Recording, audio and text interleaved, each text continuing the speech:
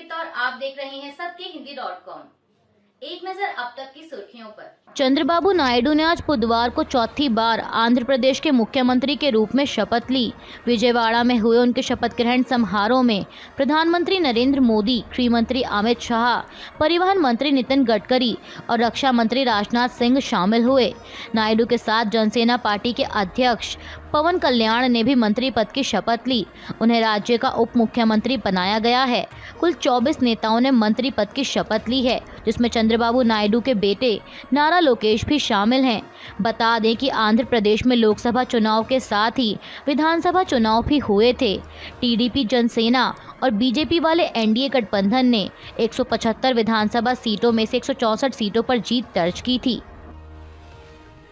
जम्मू कश्मीर में हुए हालिया आतंकी हमलों पर कांग्रेस नेता गुलाम अहमद मीर ने कहा कि ये घटनाएं बहुत दुखद हैं। रियासी में शिवखोड़ी के पास बड़ी घटना तब हुई जब श्रद्धालु वैष्णो देवी मंदिर जा रहे थे। उसके बाद और भी घटनाएं हुई। ये घटनाएं अचानक नहीं हुई हैं।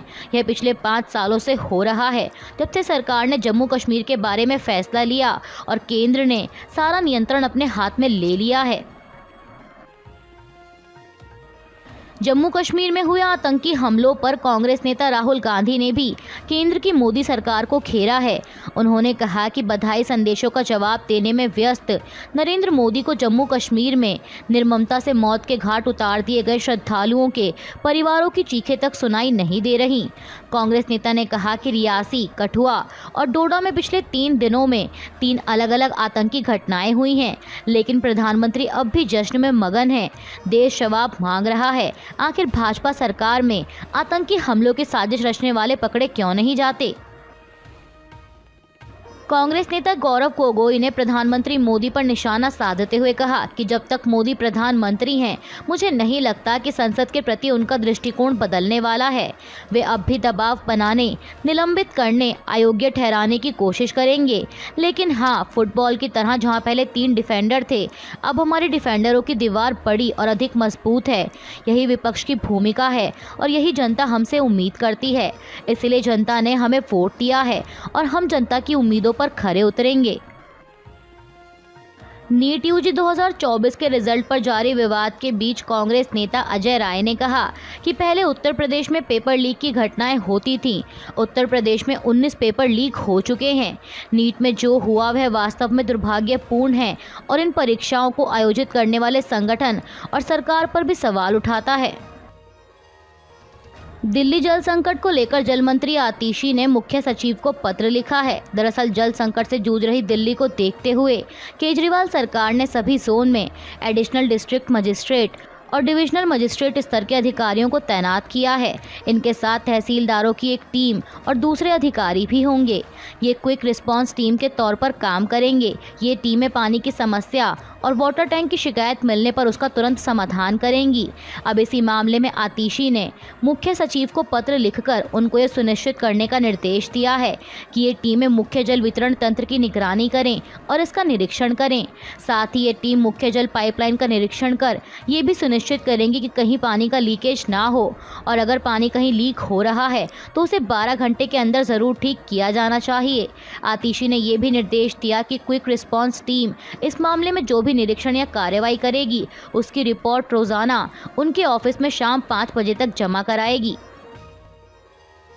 दिल्ली जल संकट मामले में सुप्रीम कोर्ट ने टैंकर माफिया पर सवाल उठाए और दिल्ली सरकार से पूछा कि क्या टैंकर माफिया के खिलाफ कोई कदम उठाया गया है या कार्रवाई की गई है।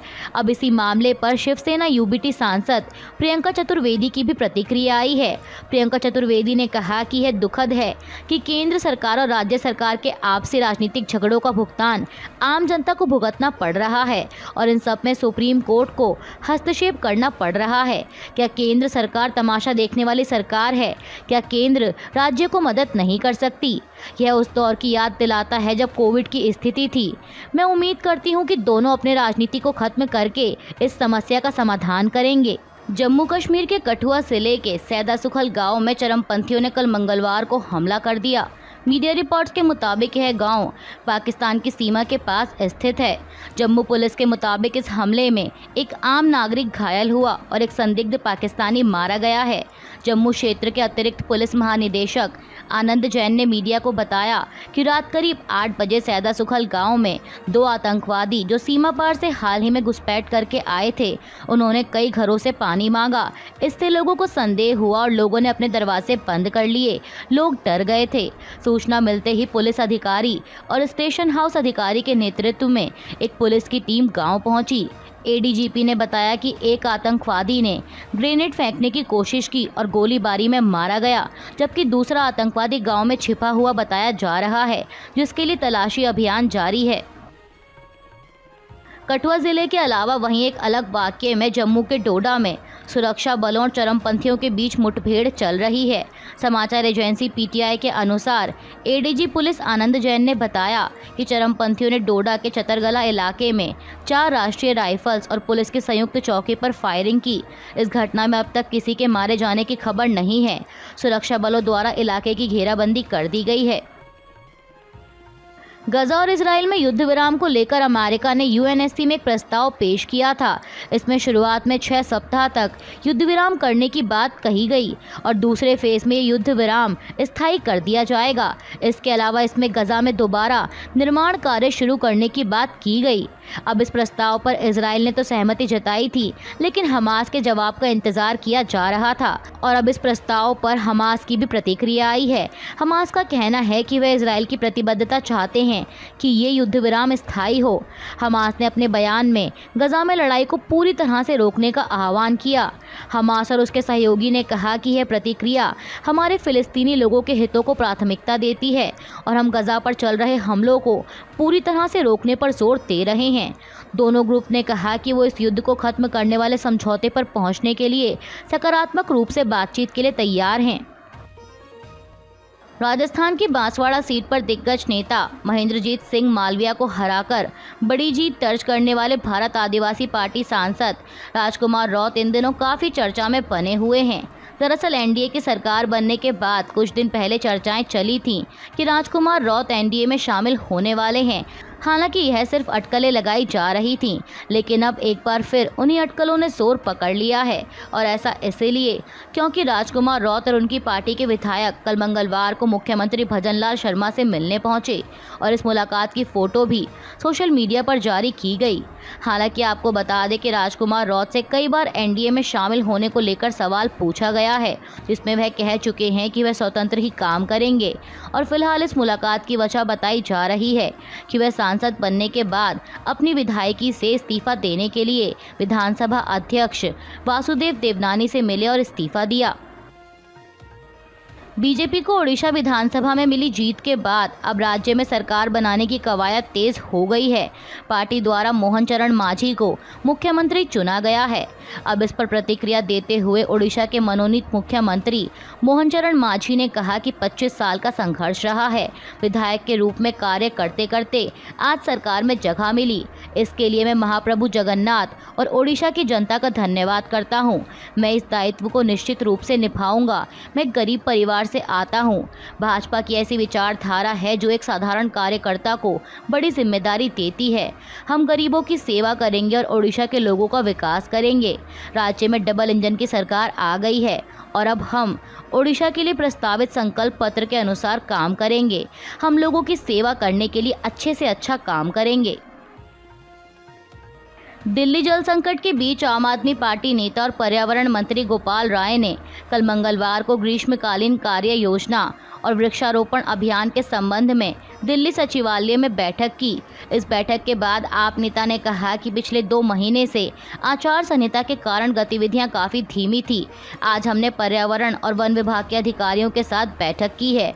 उसमें निर्णय लिया है कि इस साल भी हम समर एक्शन प्लान बनाएंगे और इसके तहत सरकार अपने काम को आगे बढ़ाएगी और इसके लिए 13 जून को सभी संबंधित विभाग की दिल्ली सचिवालय में बैठक बुलाई गई है।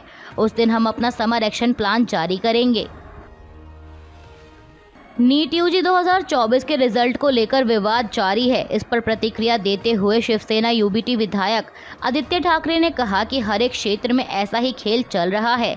जहां तक नीट की बात है तो हम यही कहते आए हैं कि चाहे राज्य या राष्ट्र स्तर पर जो सार्वजनिक परीक्षाएं होती हैं उनके लिए कोई नियम होना चाहिए। जो पेपर लीक करते हैं उनके खिलाफ कोई कार्रवाई नहीं होती। हमारी मांग है कि कम से कम 10 साल की सज़ा होनी चाहिए। वहीं एनसीपी शरद पवार गुट की सांसद सुप्रिया सुले ने कहा कि जिस तरह से यह नीट परीक्षा में भ्रष्टाचार हुआ है, मेरे ख्याल से एसआईटी की जांच का जो आदेश आया है वह जल्द से जल्द होना चाहिए। बच्चों को जिस तरह से परेशान किया जा रहा है उसके बारे में शिक्षा मंत्रालय को सोचना चाहिए। यह पूरी नाकामी केंद्र सरकार की है। नीट परीक्षा में हुई कथित धांधली पर कांग्रेस नेता अजय कुमार ने कहा कि नीट परीक्षा मोदी सरकार का एक और घोटाला साबित हुई है। हरियाणा के एक परीक्षा केंद्र से 60 से 70 छात्रों ने टॉप किया। कांग्रेस नेता ने कहा कि मोदी सरकार ने साबित कर दिया है कि प्रतियोगी परीक्षा सिर्फ पैसे वाले लोगों के लिए है।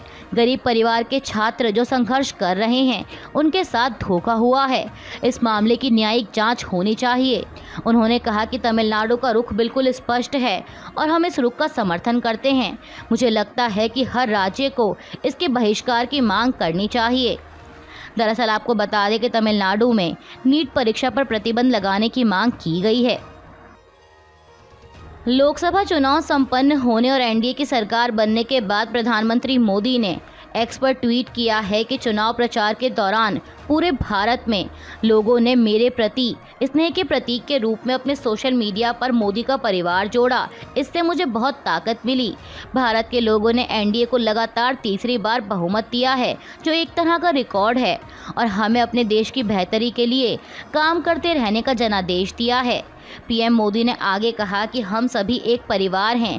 यह संदेश प्रभावी ढंग से पहुंचाए जाने के बाद मैं एक बार फिर भारत के लोगों को धन्यवाद देना चाहूँगा और अनुरोध करूँगा कि अब आप अपने सोशल मीडिया से मोदी का परिवार हटा दें। प्रधानमंत्री मोदी के मोदी का परिवार वाले ट्वीट पर तंज कसते हुए कांग्रेस नेता दिग्विजय सिंह ने कहा कि मोदी का परिवार तो बन चुका है। जितने भी भ्रष्ट लोग हैं वो इस परिवार का अंग बन चुके हैं। इसके साथ ही दिग्विजय सिंह ने आरएसएस प्रमुख मोहन भागवत के बयान पर भी प्रतिक्रिया देते हुए कहा कि मैं मोहन भागवत से अनुरोध करूंगा कि पीएम मोदी को भी ज्ञान दें। दरअसल आपको बता दें कि आरएसएस प्रमुख मोहन भागवत ने अपने हालिया बयानों में कई ऐसी बातें कही हैं जिन्हें भाजपा के लिए तीखी टिप्पणियों और तंज के रूप में देखा जा रहा है। उन्होंने कहा है कि विपक्ष प्रतिपक्ष है, विरोधी नहीं, उनका सम्मान होना चाहिए। इसके साथ ही आरएसएस प्रमुख ने ये भी कहा कि जो मर्यादा का पालन करे, अहंकार ना करे, वही सच्चा सेवक है। अभी के लिए बस इतना ही। बाकी की खबरों के लिए बने रहिए सबके हिंदी.com के साथ।